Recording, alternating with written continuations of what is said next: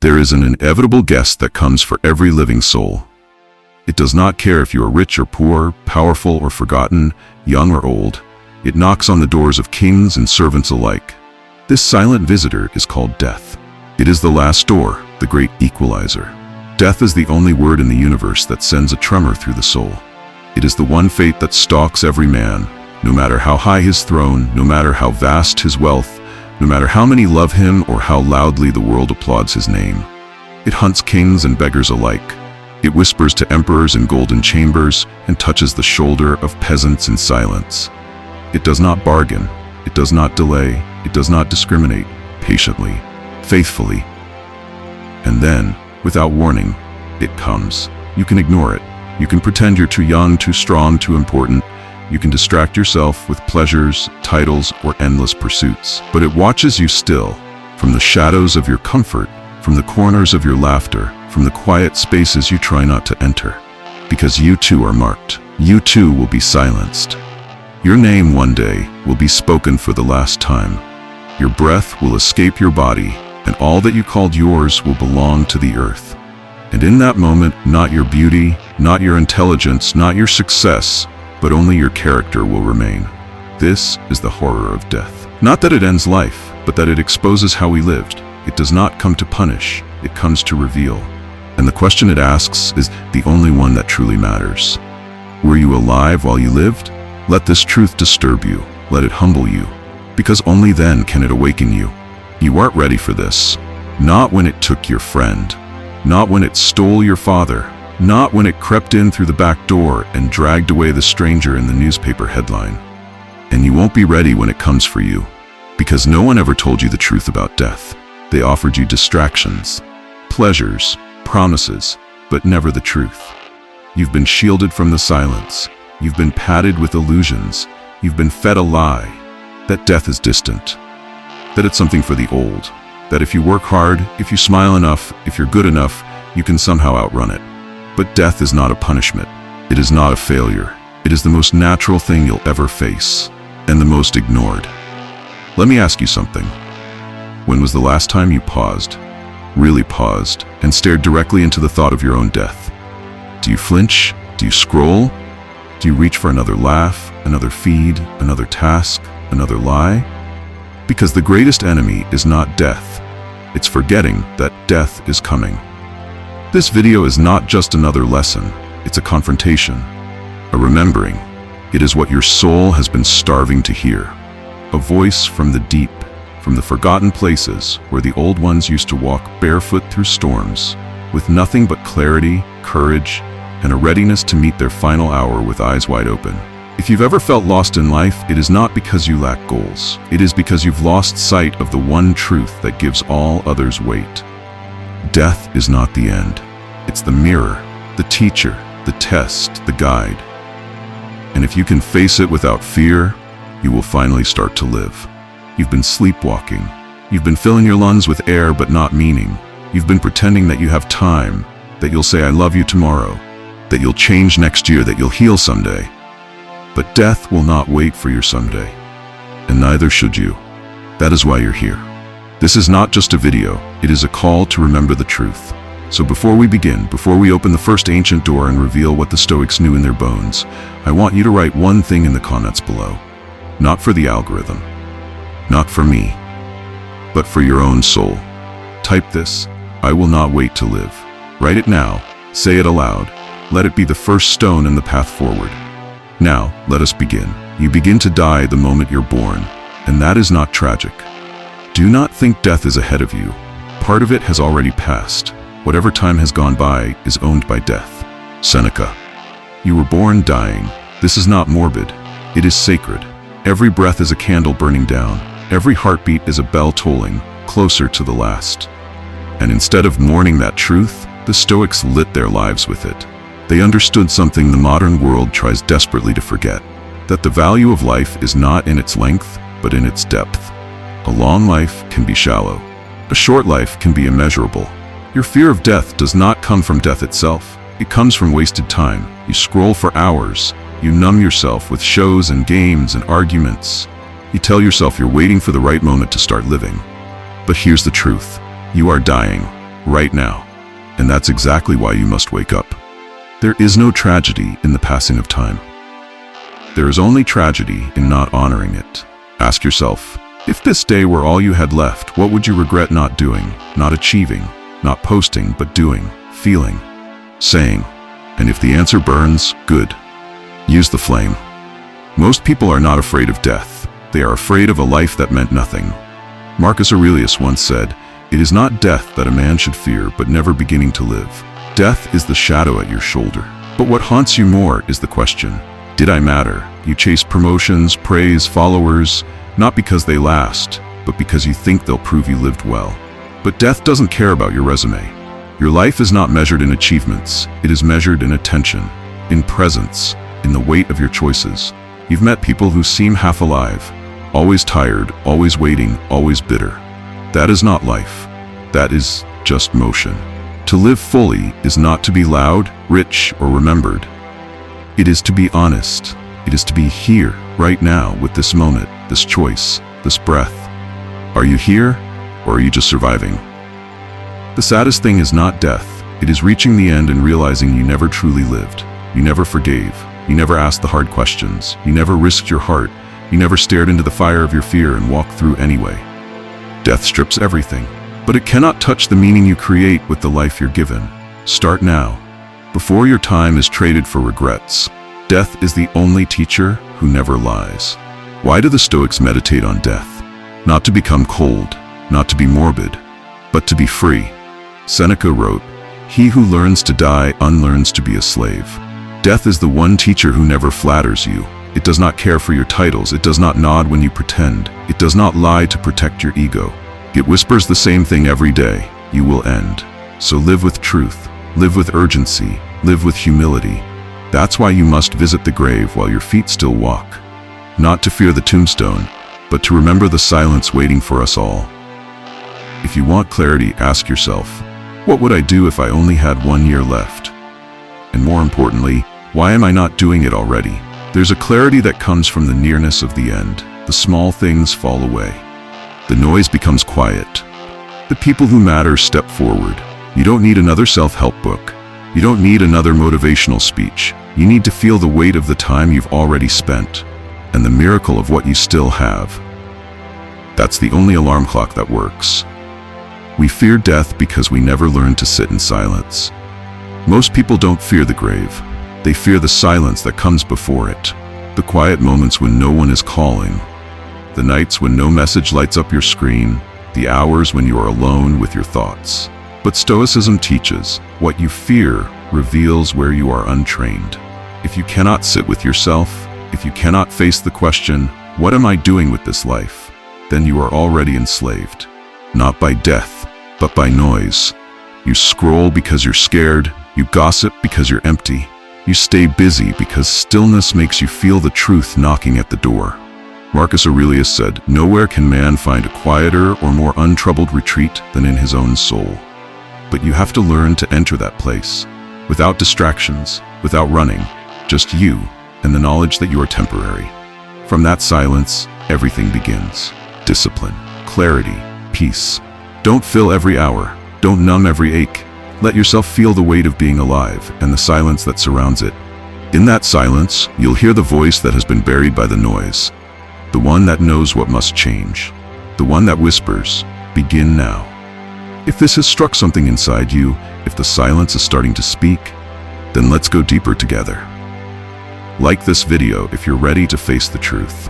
Subscribe if you're tired of lies, and stay with me, because what comes next will tear down what's false and show you how to build a life that death cannot shame.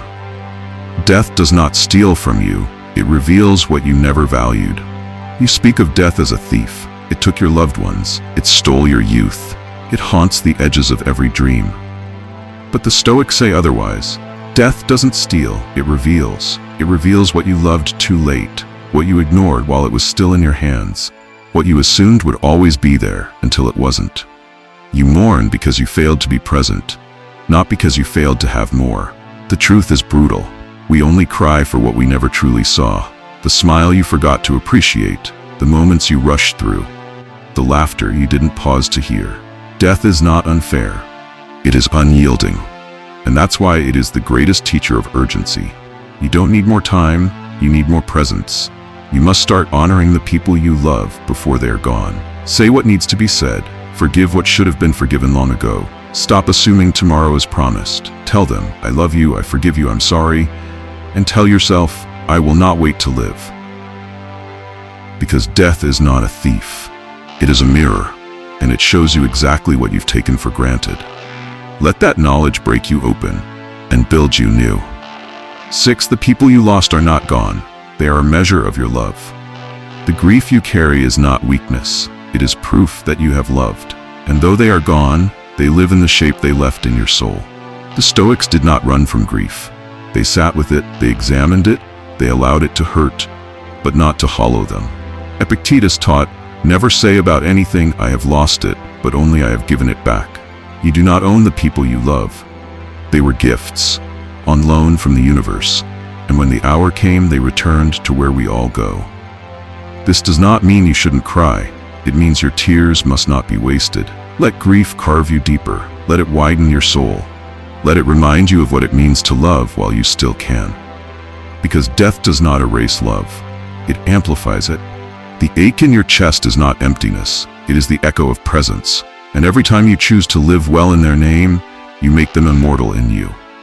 You are not ready to live until you are ready to die. Most people live cautiously, politely, quietly, as if playing life on easy mode will somehow extend the ending. But it won't. And what the Stoics knew, what most people never face, is this. Until you are prepared to die, you are unprepared to live. Marcus Aurelius asked himself daily, are you afraid of death because you won't be able to do this anymore? And what is this? Lying, pleasing, avoiding, denying your calling? What is this fragile shell of a life you're clinging to when your soul is begging for something real? When you fear death, you shrink. You play small, you hide your truth. But when you make peace with the end, you are finally free to begin. You stop wasting time on things that don't matter. You stop betraying yourself to keep others comfortable. You stop waiting. You start. And everything changes. Ask yourself, if death came tonight, would you meet it upright? Or would you beg for more time to do what you already knew you should have done?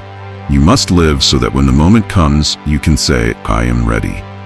Not because you are fearless, but because you are complete. Death levels all status, so choose what cannot be taken.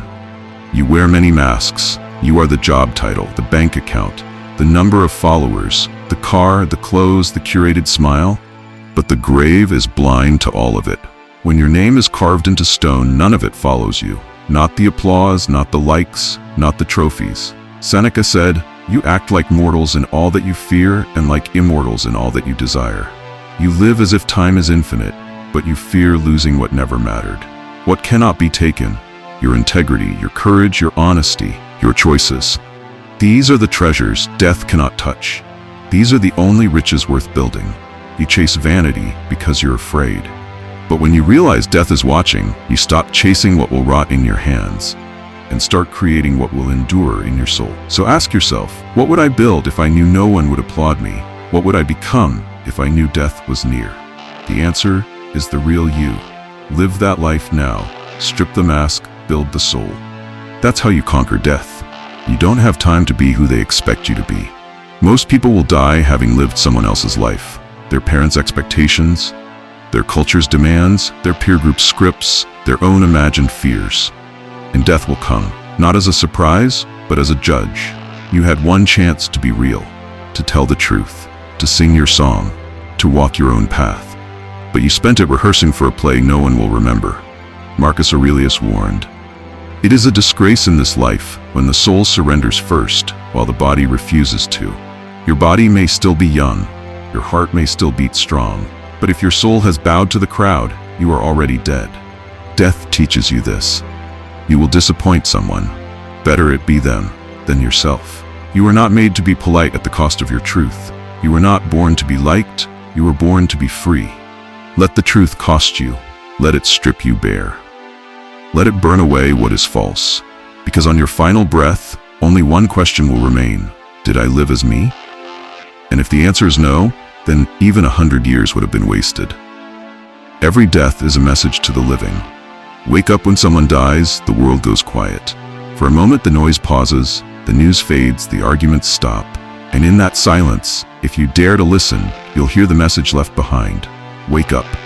They remind you that you're wasting time, that you're chasing things you won't care about when it's your turn, that you're pretending your pain will resolve itself, that you're ignoring your gift. Death is not just the end. It is the alarm. Seneca said, "While we wait for life, life passes. And while you wait to be perfect, to be loved, to be ready, you are passing through your one shot. So do not let their death be meaningless.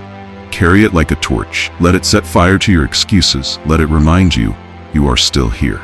You have time they no longer do. Use it. Use it well. Write this now in the comments if it stirs something in you. I will not waste what others have lost. Say it. Mean it. Live it. Because life is not measured in years, but in awakenings.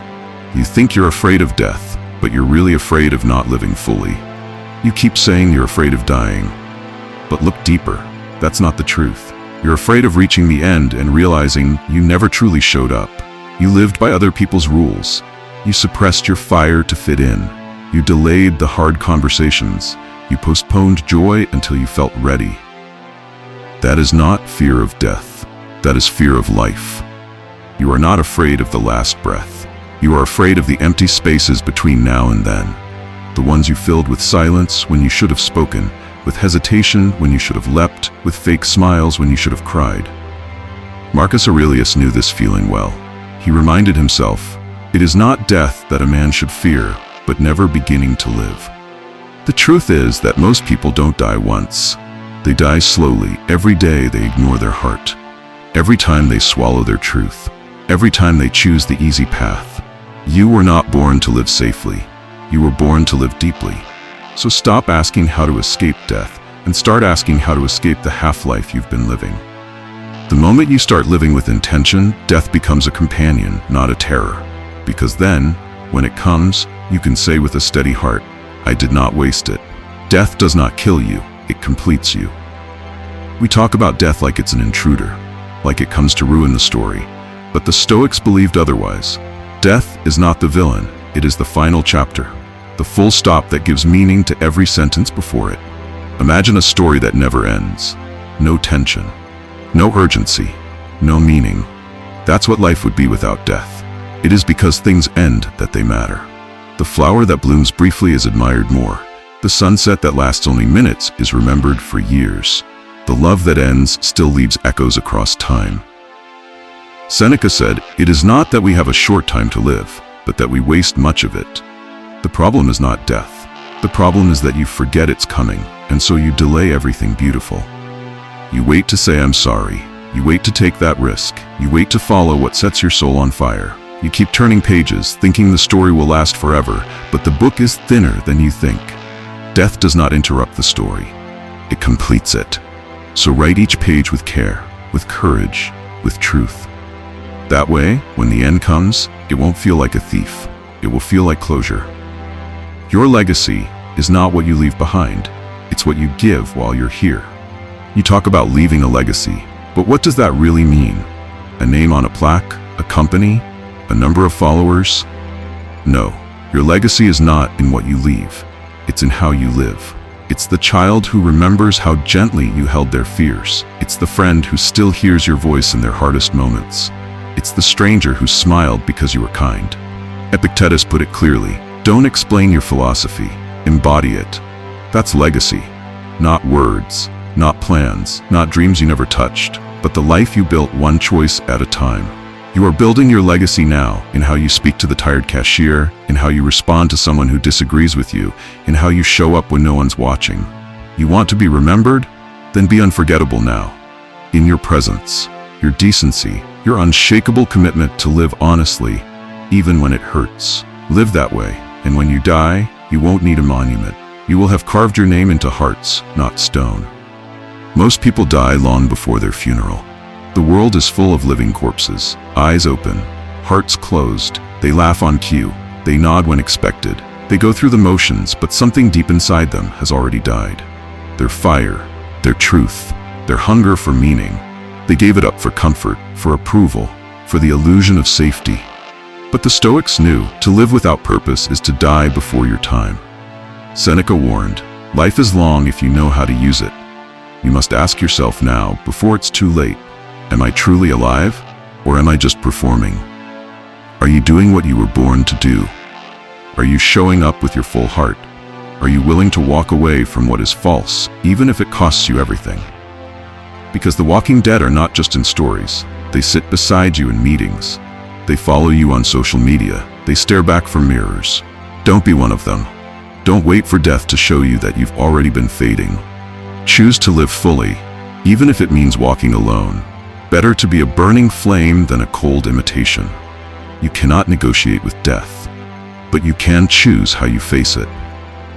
Death does not make deals. It does not wait for a more convenient time. It does not check your calendar. It comes when it will, and you cannot bargain your way out of it. So stop trying to control it. Control yourself instead, your response, your readiness, your dignity. The Stoics didn't try to outwit death. They prepared for it. They rehearsed it. They befriended it.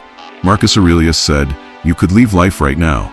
Let that determine what you do and say and think." This is not a reason to despair. It's a reason to act, to rise early, to speak clearly, to hold nothing back, to live without cowardice. You cannot control when death will knock, but you can make sure you answer the door with honor. You can train your heart to be brave.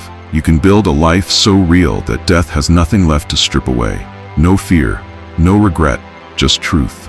You don't need more time, you need more courage. Let death sharpen you, not scare you. Let it make you wise, not small. If this truth has shaken you, if you feel something stirring, not fear, but a raw desire to truly live, then let's keep walking together. Like this video if it's making you uncomfortable in the best way. Subscribe if you're ready to live more truthfully, not someday but now. We're only halfway through, and the next part will take you even deeper to the very heart of what death has been trying to teach you all along. Write in the comments if you feel this truth. I am not afraid of dying. I am afraid of not living honestly. Say it, type it, own it. Because your time is not unlimited, but your courage can be. The reason you waste time is because you think you have more. You say, I'll do it later. I'll fix it next year. I'll tell them how I feel eventually. But eventually never comes. Because you think you have more time, more days to waste, more apologies to delay, more chances to be who you were meant to be. But you don't. The Stoics knew this with haunting clarity. Seneca wrote, "We are always complaining that our days are few, and acting as though there would be no end of them." You treat time like it's renewable, like it will wait. Like death will knock only when you're ready. But death is not polite. It doesn't arrive on schedule. It doesn't care that you haven't said goodbye. It doesn't pause when you're busy. Time is not something you have. It's something you are spending right now, whether you know it or not. Every wasted hour is a chapter you never get back. Every hesitation is a door that may never open again. You must stop pretending that life begins later. This very moment is it. The clock is not waiting for your healing. It's not pausing for your dreams. So wake up, you are not out of time yet. But one day, you will be. The world will go on without you, and that should humble you. One day, the sun will rise, and you won't be here to see it. People will laugh. Birds will sing, the news will scroll on, life will continue. And that truth, it should not depress you, it should humble you. Marcus Aurelius reminded himself, soon you will have forgotten all things. Soon all things will have forgotten you. Your ego wants to matter forever. Your pride wants to leave a legacy so big the world will weep when you're gone. But the Stoics knew, the point is not to be remembered. The point is to live rightly while you are here. You don't need the world to stop for you. You need your soul to wake up while it still can. Let this truth strip you bare. You are not the center of anything. And yet, your life still holds infinite value. Worth not because of how long you're remembered, but because of how deeply you live now. You cannot control how you'll be remembered. You can only control what you do while you're here. Let go of the craving to be eternal. Focus instead on being honest, be kind, be real, be present. Then when your name is forgotten, your impact will live on in the lives you touched. Everything you fear about death already lives inside you. You fear the unknown, the darkness, the silence, the end. But you already experience those things. Every night you close your eyes and fall into blackness. Every heartbreak brings silence. Every betrayal brings an ending. Every major change feels like a small death. And yet, you keep going. Because death is not always the enemy. Sometimes, it's the path to something higher. Epictetus said, "Death is nothing dreadful, but the dread of death is dreadful." Fear distorts, it makes the inevitable feel unbearable. But when you look closely, you realize death is not always destruction. It is also transition. It is clarity. It is purification. The parts of you that needed to die, the ego, the resentment, the fear, can die long before your body does. And when they do, you begin to live more fully. You cannot escape death, but you can choose which parts of you are worth dying for. Let fear die, let pretense die, let smallness die, so that what's left is something real. You're not afraid of losing others. You're afraid you never showed them enough love. When someone you love dies, you don't just miss their presence. You ache for the chances you missed. You remember the arguments that didn't matter, the texts you didn't send, the hug you held back.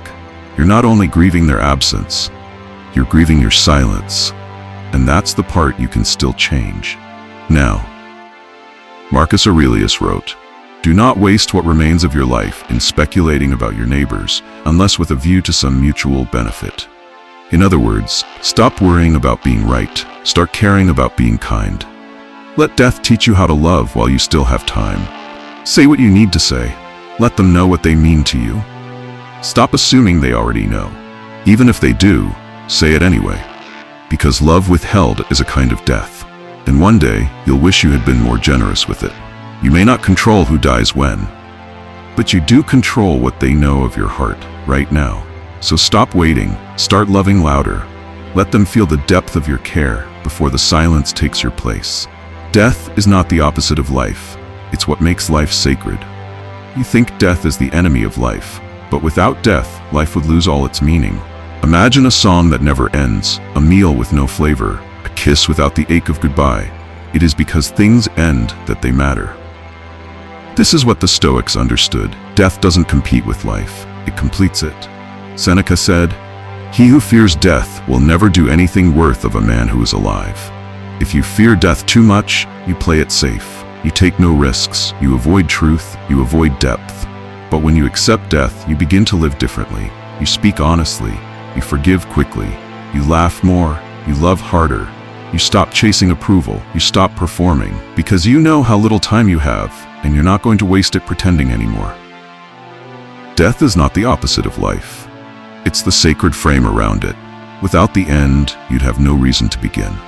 Let that knowledge break your numbness. Let it bring tears to your eyes. Let it crack you open to something more sacred than comfort, presence. You owe death your full attention because it already has your future. You ignore death, but it does not ignore you. It waits, patient, silent, certain, and that's why you owe it your attention. Not to worship it, not to fear it, but to learn from it. Seneca said, "Let us prepare our minds as if we'd come to the very end of life." When you live with death in mind, you stop delaying truth, you stop avoiding discomfort, you stop numbing, you become alert, focused, intentional. Death already owns your future. It has claimed your final chapter. It knows the last page of your book, but you own this page, this line, this word. So write it with fire, with honesty, with courage. Don't let death be the only force with power in your life. Give meaning its rightful place. Face death and give life your full attention. Your greatest freedom is accepting that you're not in control. You fight death with denial, with distractions, with routines that make you feel immortal. But the Stoics say control is an illusion. Marcus Aurelius said, "You have power over your mind, not outside events. Realize this and you will find strength." You can't control how long you live. You can't control who stays or who leaves. You can't even control what happens in the next hour, but you can control how you respond. You can choose gratitude instead of complaint. You can choose love over ego. You can choose purpose over comfort. That is your domain. That is your freedom. And when you let go of the illusion of control, you stop fearing death. Because you finally understand you don't need to control everything. You just need to live rightly. Release your grip, breathe, let go. And in that surrender, you will find something stronger than control: peace. The final goodbye is not the moment of death. It's the moments you didn't share. You think the final goodbye happens in the hospital room, in the funeral hall, in the lowering of the casket, but that's not the truth. The real goodbye happens slowly, in all the moments you chose silence instead of connection, distance instead of truth, busyness instead of presence. You didn't lose them at the end. You lost them when you stopped noticing them, when your phone became more interesting than their face, when you chose your pride over reconciliation. Seneca wrote, "It is not that we are given a short life, but we make it short by wasting time." It's not death that's cruel. It's our inability to truly live while we have the chance. You have people you care about, people who will one day be only a memory. Don't wait for tragedy to wake you. Wake now.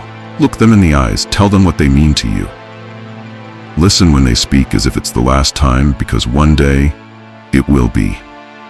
Grief teaches us this. Time is not generous, so we must be. The most painful goodbyes are not the ones we're forced to say, but the ones we could have prevented.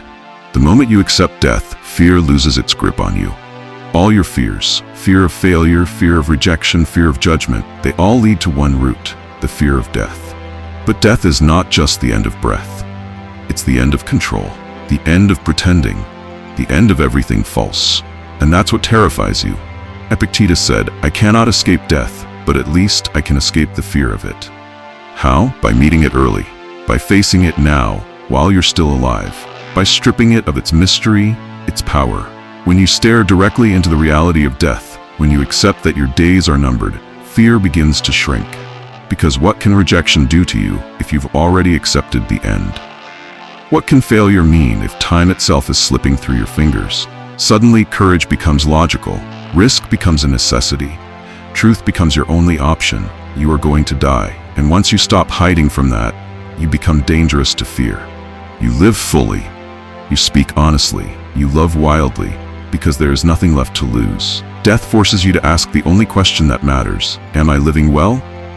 You fill your days with goals, plans, schedules, tasks, but rarely do you ask the one question that cuts through all the noise. Am I living well? Not am I busy, not am I admired, not am I winning, but truly, am I living well? Marcus Aurelius reminded himself, just that you do the right thing. The rest doesn't matter.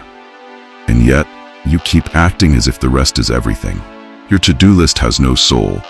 Your calendar has no meaning without intention. Your days blur together because you never stop to check your direction. Death demands that you pause, that you reflect, that you look at your life from the outside and ask, what am I building? What am I avoiding? Who am I becoming? These questions are not luxuries. They are the foundation of a meaningful life. You don't have time to drift. You don't have the luxury of autopilot. You must live on purpose.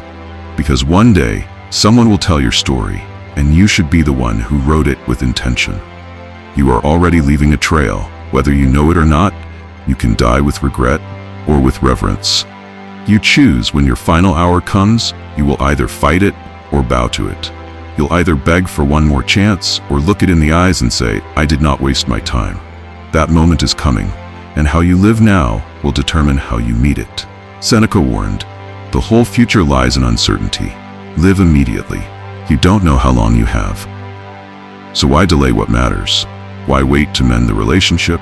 Why postpone your healing? Why pretend you're fine when your soul is aching to live with depth? Every day you are writing your final words. Every morning the ink is fresh. But every night a page turns, never to be rewritten. You don't need to be perfect, but you do need to be intentional. Die with reverence, not regret. Live so honestly, so fully, so bravely, that when death comes, you'll feel no panic, only peace, because you know, deep in your bones, that you lived with your whole heart. If you can accept death, you can handle anything.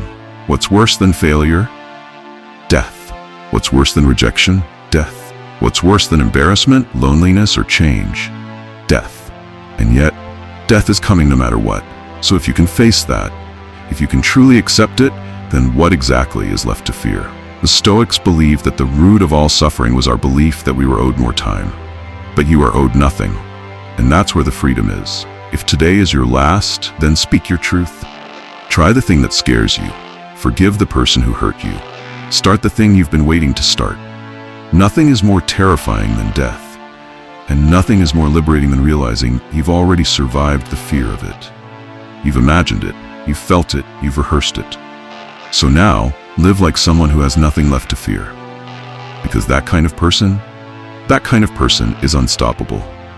You cannot escape death, but you can make peace with it. Most people try to escape it. They hide it behind rituals. They bury it in euphemisms. They pretend it's far away. But death is not the enemy. Your avoidance is. Marcus Aurelius said, "Don't live as if you were going to live 1,000 years. Death hangs over you. While you live, while it is in your power, be good." To make peace with death is to stop resisting the natural order, to stop clinging, to stop fearing. You make peace not by surrendering your joy, but by protecting it. You live joyfully because it ends. You love fiercely because it fades. You act now because waiting is a lie. You don't need to accept death with a smile, but you must accept it with understanding. It is not your enemy, it is your boundary, your reminder, your teacher. You cannot escape it, but you can befriend it. And once you do, life opens up, not in fear, but in awe. Your life is not defined by death, but by the courage to face it. You are going to die. Yes, but that is not your story. That is your punctuation. Your story is not death. It is how you face death. It is how you live in spite of it. How you build meaning in the shadow of the inevitable. Epictetus taught, "I have to die. If it is now, well then I die now. If later, then now I will take my lunch, since the hour for lunch has come." This is not indifference. It is strength. It is clarity. You do not need to conquer death. You need to look it in the eye and keep walking. To live with death on your shoulder is not a burden. It is a compass. Let it guide you. Let it purify your days. Let it remind you of what matters. Let it burn away the distractions. Because in the end, it is not how you die that matters, but how courageously you chose to live. The dead do not speak, but they still teach. You may not hear their voice anymore, but they still whisper through your memory, in the way your mother used to look at you when you were too tired to speak, in the old man who reminded you to slow down, in the friend whose laugh still echoes inside your silence. Death ends a heartbeat, but it does not end meaning. The Stoics understood. The wise learn from everything, especially from loss. Seneca wrote, "He who has learned to die has unlearned how to be a slave." Because when someone dies, you inherit their lesson. You inherit the urgency they didn't have time to use, the wisdom they shared too late, the apology they never gave, or the love they left you drowning in. Do not waste these inheritances. The dead are not gone. They have simply passed the torch to you. You must carry it. You must burn brighter. Because their silence is not the end, it is your cue to speak more truthfully. Honor them not with flowers, but with your life. The funeral isn't for the dead, it's for the living, who are still asleep. You dress in black. You cry. You offer polite words. You whisper rest in peace. But inside, you are not at peace. Because what breaks you is not just that they are gone, it's that you're still here. And you have no idea how to live without them, or worse, how to live at all. You sit in pews, staring at caskets, thinking the ceremony is for the person inside. But it isn't. It never was. The funeral is for the living, to be shaken, to be awakened, to be reminded that you are next. Marcus Aurelius said, "It is not death that a man should fear, but never beginning to live." The next funeral you attend, let it shake you, not into sadness, but into consciousness. Don't leave just with tears. Leave with resolve. Promise yourself this: I will not wait for death to live like I'm alive. Because the casket does not hold your future, but your habits do. When you die, people will only remember how you made them feel. Not what you owned, not what you achieved, not how flawless your resume looked. They will remember the way your voice calmed them, the way you made them feel seen, the way you showed up when everyone else disappeared. Seneca reminded, "Wherever there is a human being, there is an opportunity for kindness. And in the end, that is all that will be left of you. The kindness you gave when no one noticed, the forgiveness you offered when it wasn't deserved, the gentleness you carried even when your world was falling apart. These are the invisible fingerprints you leave behind. You want to matter? Be the person someone remembers with tears of gratitude, not because you were impressive, but because you were real." People won't remember your perfect words. They'll remember your presence, your patience, your warmth.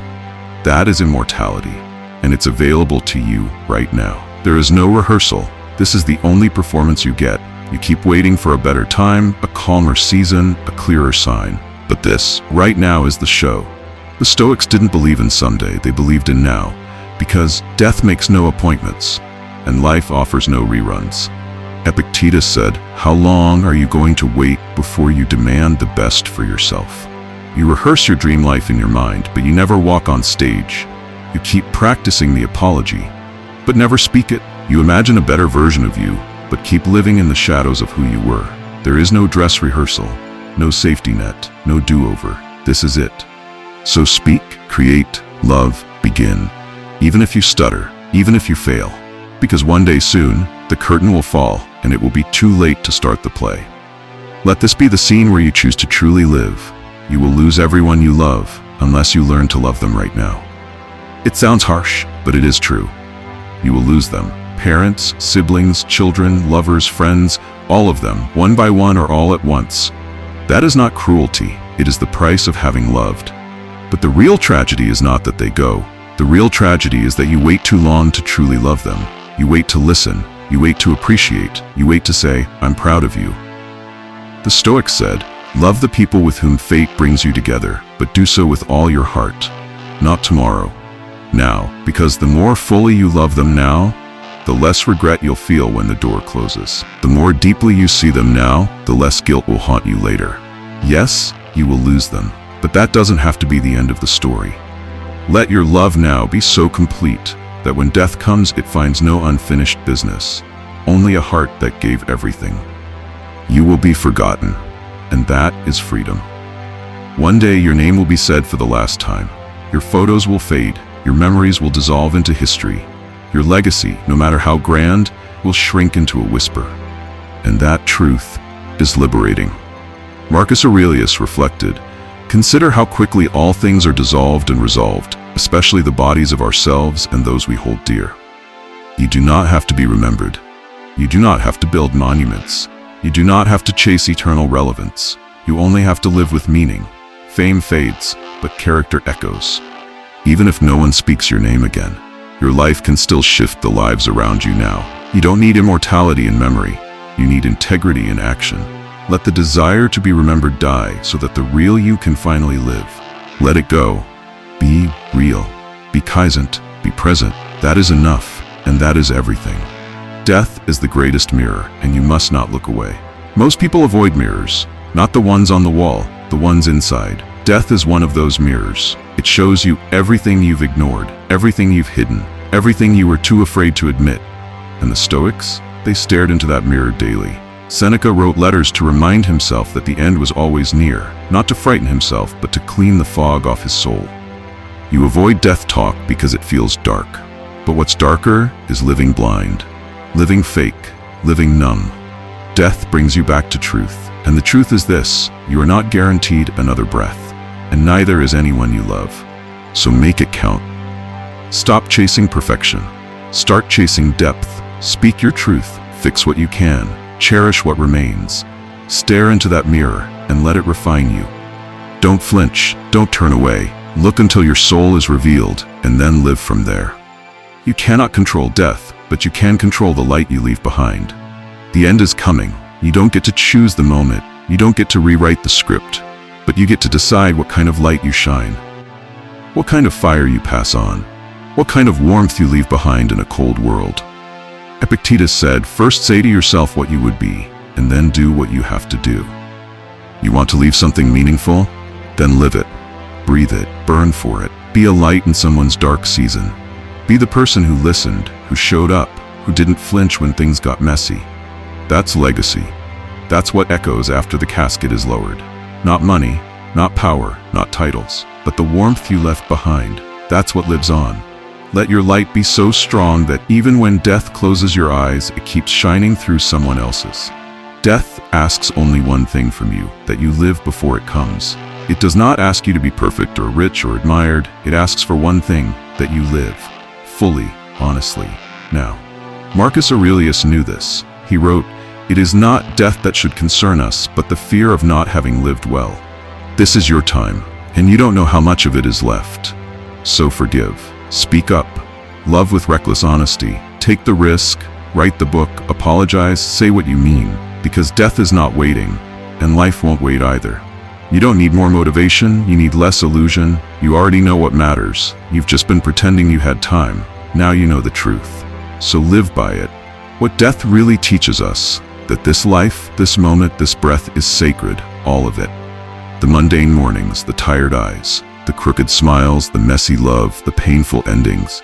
It's all sacred because it's temporary, because it's unrepeatable, because it's yours. And this is what the Stoics knew. Death doesn't rob you of life. It reminds you that every drop of it counts, that every breath is a miracle, that every goodbye is holy, that every choice is a brushstroke on the canvas of your one wild life. So what now? Will you go back to numbness? To scrolling? To delaying? To performing? Or will you rise? Will you treat your time as sacred? Will you hold your loved ones like the miracles they are? Will you live, really live before you die? Write in the comments now. My time is sacred. I will live with depth before death. Because that's the truth. Death teaches us not to fear, but to revere, not to panic, but to awaken, not to run, but to live. The dead are not gone. They are living through your decisions. You think those who died are gone. But every time you make a choice, they are still there, not watching, but echoing. Their words live in your memory. Their pain lives in your caution. Their love lives in your courage. You carry them, not in a locket, not in an urn, but in the way you forgive, the way you speak, the way you rise. Seneca knew, death is the release of the soul from the prison of the body. But that soul doesn't vanish, it becomes wind, fire, memory, and memory becomes behavior. So live in a way that honors them, not in ritual, but in action. Be kinder because they weren't. Be braver because they were. Be honest because now they cannot speak. You want to keep them alive? Then live fully. Let them echo through your strength. Death is a door, not a wall. We treat death like it ends the story, but the Stoics saw it as transformation, not the collapse of meaning, but its concentration. Epictetus told his students, death is not something to be feared, but understood. The body is a vessel, and it will be returned to the earth. You will return, not just to soil, but to silence, to peace, to the same source that once gave you breath. And though we don't know what lies beyond, we do know this: death is not cruelty, it's nature. You were born through pain, you will die through surrender. In both, something passes through you and something greater begins. And maybe death is not a wall. Maybe it is the door home, the door back to the mystery, to unity, to rest. You don't need to understand it to honor it. You only need to face it with open eyes, not with fear, but with reverence. Because what follows a door is something only the truly alive will ever glimpse. The best way to prepare for death is to live today so well that you could die tonight without regret. Ask yourself, if this were your last sunrise, would you have anything left unsaid? Anything uncreated? Unforgiven? Unloved? If so, your work is not in fearing death. Your work is in finishing your life. Marcus Aurelius wrote, "Concentrate every minute on doing what's in front of you with precise and genuine seriousness." This is how you prepare. By living so fully that your last breath feels complete. That doesn't mean luxury, it means sincerity. It means texting them back, saying "I love you" with no agenda, leaving nothing fake behind. You prepare not by planning the funeral, but by showing up right now, fully, softly, fiercely. You do not prepare by hoarding time. You prepare by pouring it into the things that matter. So if death tapped your shoulder tonight, you'd look it in the eye and whisper, "Thank you, I was ready." Your final day might look ordinary, but it will hold eternal meaning. It might be raining, or bright, or boring. You might not know it's the end. You might still be thinking about tomorrow. You might still be scrolling. You might still be pretending. But that day will be the day. Seneca warned, every night before going to sleep we must say, "Perhaps I shall not wake." This isn't morbid, it's magnificent. It wakes you. Because if today is the last, you won't waste your energy on pettiness. You won't hold grudges. You won't care who misunderstood you. You'll care who held your hand, who heard your laughter, who felt your truth. Your final day may look like every other, but if you live with death in your heart, you will treat it like gold. You'll answer softly, speak directly, breathe deeply. You will see everything as sacred. Not because it lasts, but because it ends. You cry when they die, not because they're gone, but because they mattered. Grief is not weakness, It is your soul's refusal to forget. Epictetus said what upsets people is not things themselves, but their judgments about these things. Grief is the judgment that says, this mattered, this hurt, this shaped me. Let it wash through you, let it soften you, let it remind you, you are human. You don't need to be strong, you need to be honest. Grief is the price you pay for love. It is the echo of meaning. Let it break you open. Let it rebuild you softer. You will never be the same. But maybe you weren't meant to be. Maybe the pain is how they stay with you. Maybe the sorrow is holy. The dead forgive you more easily than you forgive yourself. You punish yourself for what you didn't say, for how you acted, for how long it took to say sorry. But they are not punishing you. They are gone. And in their silence, they have let go. The Stoics remind us again and again, guilt is a prison of your own making. It's time to free yourself.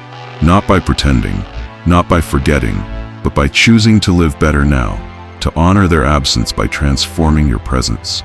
You cannot fix the past, but you can transform it by becoming someone they would be proud of. They don't need flowers, they don't need guilt, they need your peace, your renewal.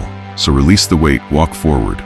Turn grief into growth. They have forgiven you. Now forgive yourself. Death breaks the illusion that anything else matters more than love, success, fame, forgotten, status, dust. Only love remains.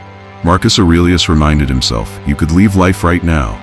Let that determine what you do and say and think. Let it guide you. Love recklessly. Speak truth even if your voice shakes. Show up even if you're tired. Tell them. All of it. Now.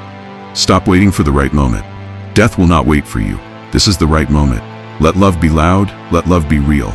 Let love be enough. Because when death comes, only love will stay behind. Your soul knows the truth. Death just makes you finally listen. All your life, your soul whispers to you, wake up, be honest, let go, come home. But you don't listen. Because there's always tomorrow. Another excuse. Another distraction. But when death knocks, there are no more distractions. And suddenly, you hear it. The whisper becomes a roar. The truth is simple. You were made for more than this performance. You were meant to live raw, to cry loud, to love imperfectly. You were meant to walk into the fire, not avoid it. And death, with all its finality, gives you back the ears to hear. So listen now, not later, not when it's too late. Your soul already knows the truth. Let your life catch up. You can't cheat death, but you can die with your eyes wide open. There's no shortcut, no escape, no hack. Death is certain. But here's the freedom. You don't have to go blind. You don't have to collapse in fear. You don't have to beg for more time. You can face it. Steady, strong, clear. Epictetus said, keep death and exile before your eyes each day, along with everything that seems terrible. By doing so, you'll never do anything mean-spirited or act out of control. You want to live rightly? Start by remembering the end. You want to stop lying to yourself? Start by imagining your last breath. You want to make peace with your past? Then ask yourself, what story will my death tell? Let your life answer that question, starting now. In the end, death doesn't win. Meaning does the body fails, the memories fade, the tombstone gathers dust, but meaning endures. You are not here to outrun death. You are here to create a life it cannot erase. Seneca reminded us, he who does not know how to die has never learned how to live. And now, you know how to die, with grace, with eyes open, with nothing left unsaid. So now, you must live. Live like someone who has stood at the edge and come back stronger. Live like someone who saw the end and chose to begin again. Live like someone who carries fire in their chest. And when your time comes, you will not tremble. You will whisper, it was enough. I gave it everything. And in that moment, meaning will rise above the silence, and death will lose its power.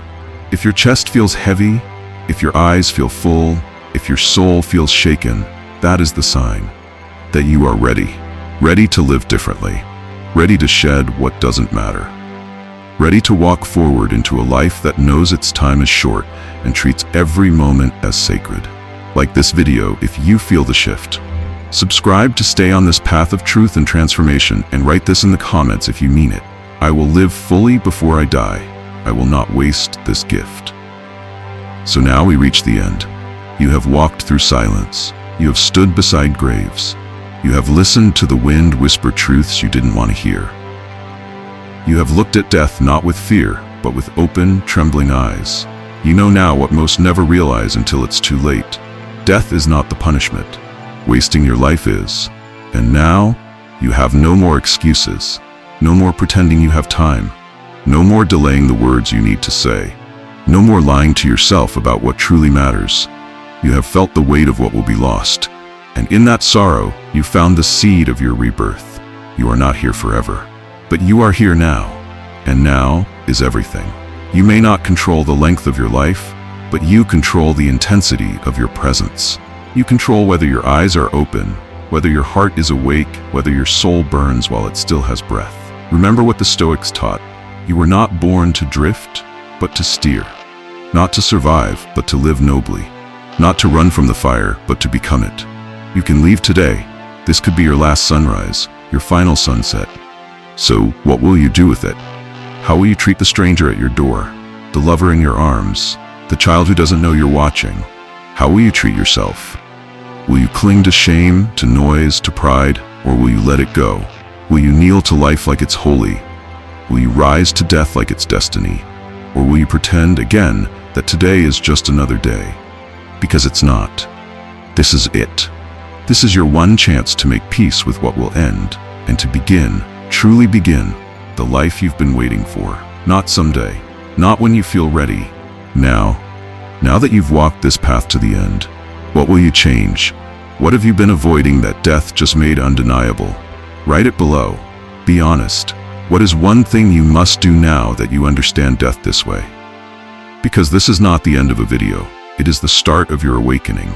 If this truth moved you, if you feel something inside you has cracked open, then don't stop here. The next video will take you even deeper into the ancient Stoic mind. Not about death, but about how to rebuild a powerful life from what you've just faced. Because if you're over 30, if you feel lost, if the fire is burning low, then the next lesson is what your soul has been waiting for. Click on the next video now, 10 Stoic Rules for Success. If you're over 30 and feeling lost in life, it will not inspire you. It will rebuild you. You will die. And that is not the tragedy. The tragedy is to never live in full bloom, to never risk love, or truth, or purpose, because you feared pain. But you're here, still breathing, still alive. So this is your second chance. Take it, use it, honor it. And when your final moment comes, when death finally arrives like a quiet friend, may it find you burning like a star, with nothing left unsaid. You're still here. The world has moved on. The funeral flowers have dried. The phone calls have stopped. The silence is louder now. And still, you wake up. They are gone. But you are still here. And that feels like betrayal, doesn't it? You smile and feel guilty. You laugh and hear the echo of what's missing. You try to go back to normal. But the old world doesn't fit you anymore. Because grief changes everything. You're not the same person you were before they left. And you shouldn't be. Seneca once wrote, "What need is there to weep over parts of life? The whole of it calls for tears." But what if you could cry and still rebuild? What if this isn't the end of your story, but the chapter where you begin again, not in spite of loss, but because of it? This is your invitation. Not to forget, but to transform. Not to replace the pain, but to reshape your life around it. The grief will never fully leave you, but neither does love, neither does strength, neither does meaning. So now, as a beginning, write this in the comments as your first vow to yourself. I will rebuild my life, softly, slowly, but with courage. Write it. Then let's begin. You're not broken, you're reassembling. You feel shattered, you don't recognize yourself. You wonder if this new version of you is ruined, forever damaged by what you've lost. But hear this, you are not broken, you are reassembling. The Stoics never said pain makes you weaker. They said it reveals what you were hiding. Marcus Aurelius wrote, "What stands in the way becomes the way." Your grief is not the end, it's the beginning of a new structure, one you never chose, but one you can shape. You are softer now, but stronger too. You are slower, but more aware. This is not the collapse, this is the clearing. Now you get to choose, what will you rebuild in the ashes? Grief isn't a wall, it's a doorway.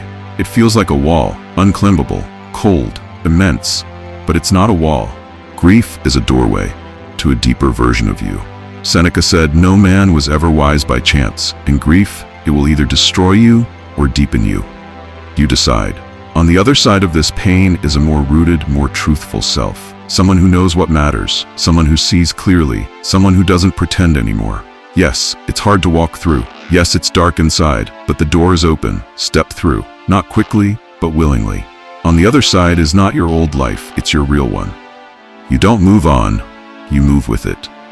People will tell you it's time to move on. But that's not how grief works. Grief doesn't leave, it walks beside you, sometimes silent, sometimes loud, but always there. And that's not a curse, it's a companion. It means they mattered. It means you loved deeply. It means your soul has learned how to carry something holy. Marcus Aurelius understood, accept everything that happens as part of nature. So let the grief be natural. Don't rush it, don't bury it, let it walk with you. Let it speak when it must. But don't let it freeze your life. You can carry sorrow and still sing. You can ache and still grow. There is no back to normal. There's only forward with meaning. You'll never go back to who you were. And that's okay. Why would you? That version of you didn't know this kind of love, this kind of loss, this kind of strength. Seneca said, "He who has survived his pain has gained strength from it." Normal is not the goal. Presence is. You don't need what you had, you need what's real now. You need truth, even if it stings. You need clarity, even if it cuts. You're building a new life, not over the old one, but through it. Let the grief be your compass. Let it burn away distraction. Let it point to what truly matters now. You can't go back, so walk forward, but walk with purpose. Small joy is a sacred victory. Grief doesn't always look like crying. Sometimes it looks like trying to laugh again and feeling guilty. Sometimes it looks like seeing beauty again and then turning away. But hear this, small joy is not betrayal. It's sacred. Marcus Aurelius said the happiness of your life depends upon the quality of your thoughts. So let joy return, drop by drop. A walk under golden light, a meal with quiet laughter, a song that makes your chest rise again. These are not distractions from grief. They are proof that you are healing. You're not replacing the one you lost. You're remembering how to live with the wound. Celebrate every smile. It's not weakness, it's resurrection. Rebuilding begins in silence. Your grief has carved out room for deeper love. It doesn't feel that way now. But grief isn't just the presence of pain, it's the absence of something beautiful. And that absence has carved a hollow space inside you.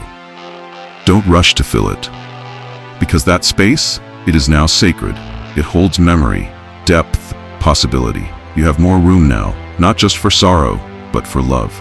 You understand love now in ways others do not, because you've paid the price for it. And in time, that hollow space will hold new beauty.